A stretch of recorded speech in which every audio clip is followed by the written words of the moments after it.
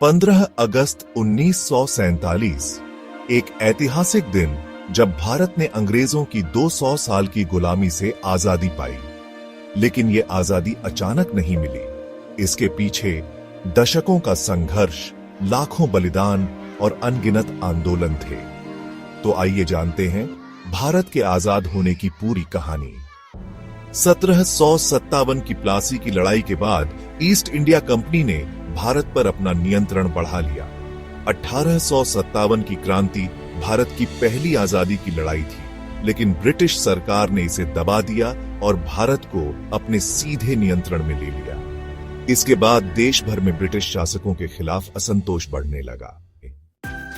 19वीं और 20वीं शताब्दी में कई महान नेताओं ने आजादी की लड़ाई को मजबूत किया।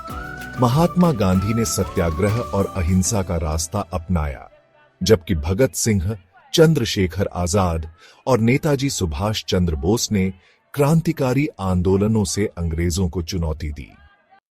1919 में जलियांवाला बाग हत्याकांड ने पूरे देश को झकझोर दिया। इसके बाद असहयोग आंदोलन, सविनय अवज्ञा आंदोलन और भारत छोड़ो आंदोलन जैसे बड़े आंदोलन हुए, जिसने अंग्रेजों को कमजोर कर दिया। द्वितीय विश्व युद्ध के दौरान अंग्रेज आर्थिक रूप से कमजोर हो गए। नेताजी सुभाष चंद्र बोस ने आजाद हिंद फौज बनाई और तुम मुझे खून दो, मैं तुम्हें आजादी दूंगा का नारा दिया। दूसरी तरफ गांधी जी के नेतृत्व में भारत छोड़ो आंदोलन ने ब्रिटिश सरकार पर जबरदस्त दबाव डाला। ब्रिटिश सरकार समझ चुकी थी कि अब भारत पर राज करना मुश्किल है।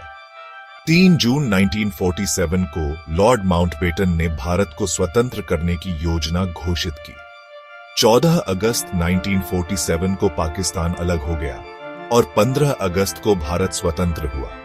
लेकिन इस स्वतंत्रता के साथ देश का विभाजन भी हुआ, जिसमें लाखों लोग बेघर हो गए और दंगों में अपनी जान गंवा बैठे।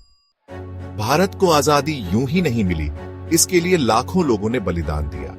हमारा कर्तव्य है कि हम अपने देश की एकता, अखंडता और लोकतंत्र को बनाए रखें।